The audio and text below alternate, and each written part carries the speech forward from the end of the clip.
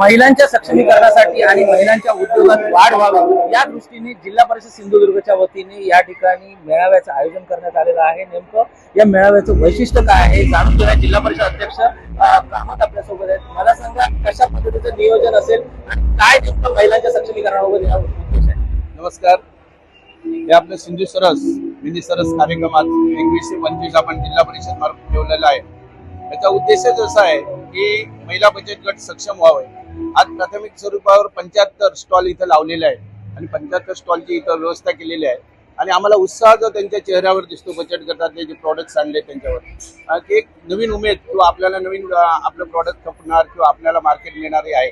याच्यातून आमची एक संकल्पना ही आहे की इतर लोक दिवसाला 1,500 ते 2,000 बचत गटातील लोक ग्रामस्थ सगळी जनता इथे येणार आहे बघणार आहे। याच्यातनं अजून स्फूर्ती घेऊन अनेक पण बचत गट तयार होतील, अनेक उत्पादनं तयार करतील। जे बचत गट नुसतेच आहे थोडं उत्पन्न करतायत ते यांचा स्फूर्ती घेऊन त्यांचे हे घेऊन अनेक आपले उत्पादन वाढवतील आणि त्याला मार्केट मिळेल। सन्माननीय मी स्वतः सीओ साहेब, सन्माननीय उपाध्यक्ष साहेब यांनी त्याला जास्त सूचना पण दिलेल्या आहेत पॅकिंग संबंधित, त्यांची असलेली मार्केटिंग संबंधित किंवा आपण जिल्हा परिषद त्याला काय त्यांना प्रोत्साहन देणार आहोत, काय करणार आहोत याच्या संबंधी त्यांना सूचना पण दिलेल्या आहेत। आणि आम्ही उमेद राखतो की आम्ही विश्वास आहे आम्हाला की आपल्या जिल्हा परिषदच्या मार्फत आणि आपले असलेले नेते यांचं मार्गदर्शन किंवा त्यांचं सहाय्य घेऊन आपल्या जिल्ह्यातले बचत गट आम्ही अधिक सक्षम करू, त्यांना मार्केट मिळवून देऊ आणि आर्थिक सक्षमीकरण त्यांचं या जिल्ह्यात करू।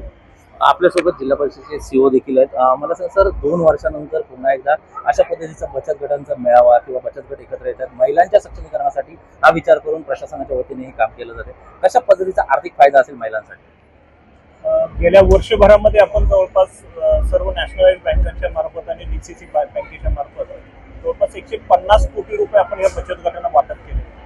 आपला बचत गटांना जे पैसे आपण वाटप केलेले आहेत ते सर्व पैसे आपल्याला परत येतात। म्हणजे आपल्याकडला जो एनपीए म्हणतो आपण तो 0 आहे।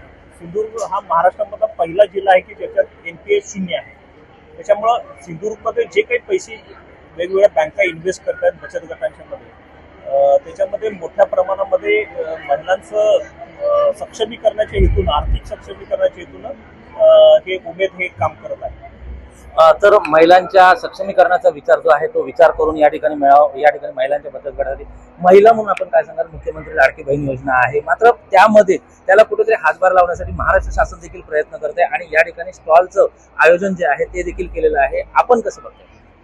महिलांना केंद्रबिंदू मानून सगळ्या योजना आणणारं असं आपलं हे महायुती सरकार आहे। आदरणीय एकनाथजी शिंदे साहेब जेव्हा मुख्यमंत्री होते तेव्हा लाडकी बहीण योजना त्यांनी अंमलात आणली आहे। आजपर्यंत ती चालू आहे, भविष्यात ते चालू राहणार।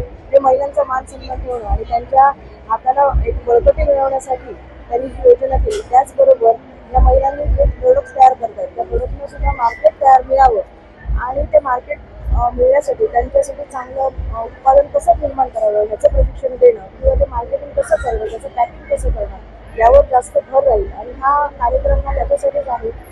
खरोखर मी सरकारचे आभार मानेन की हे सगळं करत असताना त्यांनी महिलांना केंद्रबिंदू मानून जशा योजना केल्या तसं त्यांच्या उन्नतीसाठी, त्यांना सक्षम करण्यासाठी जे योजना केल्या आहेत त्याला बळकट करण्यासाठी महाराष्ट्रभर हा कार्यक्रम घेतला जातो आणि सिंधुदुर्गातला कार्यक्रम हा नेहमीच हा उजवार ठरलेला आहे आणि हा असाच कार्यक्रम यावर्षी आणि याहीपेक्षा पुढच्या वर्षी आणि भव्य स्वरूपाचा होईल असं आम्ही सर्व जिल्हा परिषद सदस्य व अध्यक्ष आम्ही ठरवतो।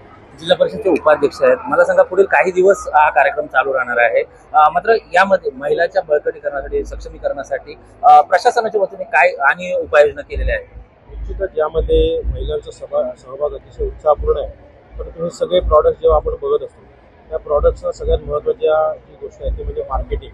आणि या मार्केटिंगसाठी सगळ्यात जास्त गरजेचं असेल तर ते आपलं प्रॉडक्ट्स कसं आहे यापेक्षा आपलं प्रॉडक्ट कसं दिसतं तर या ज्या काही वस्तू आहेत महिलांनी तयार केलेल्या, उत्पादित केलेल्या, या सगळ्या वस्तूंना चांगल्या प्रकारचं ज्याला आपण म्हणतो पॅकेजिंग, आणि ही पॅकेजिंगसाठी लागणारी जी काही त्यासाठी लागणारं ट्रेनिंग असेल, त्यासाठी लागणारं साहित्य असेल, हे देखील येणाऱ्या काळामध्ये जिल्हा परिषदेच्या माध्यमातून महिलांना तालुका स्तरावर पॅकेजिंगचं आणि मार्केटिंगचं विशेष ट्रेनिंग देण्याचा आमचा प्रयत्न राहील। आणि त्या दृष्टीने हे जे प्रॉडक्ट्स आहेत हे जागतिक बाजारपेठेमध्ये उतरवण्यासाठी पहिलं म्हणजे आपल्याला या प्रॉडक्ट्सना मार्केटिंग आणि त्याचे जे काही नॉर्म्स आहेत FSIचे ते नॉर्म्स कशा प्रकारे आपण त्या ठिकाणी अचीव करू शकतो आणि त्यानंतर या प्रॉडक्ट्सना जागतिक म्हणजे ग्लोबलायझेशनच्या माध्यमातून जागतिक पातळीवर कसं उतरू शकतो यासाठी आमचा प्रयत्न आहे. तर निश्चितच जर पाहिलं तर जिल्हा परिषद संपूर्ण सिंधुदुर्ग जिल्ह्यात आज हा जो स्टॉल लावलेला आहे त्याच्यामध्ये 70 बचत गट जे आहेत ते सामील झालेले आहेत. 70 स्टॉल जे आहेत ते लावलेले आहेत. ही जी जिल्ह्याची ओळख आहे यामध्ये अशा पद्धतीचे बचत गटांचे स्टॉल जे लावण्यात आलेले आहेत यामुळे कुठेतरी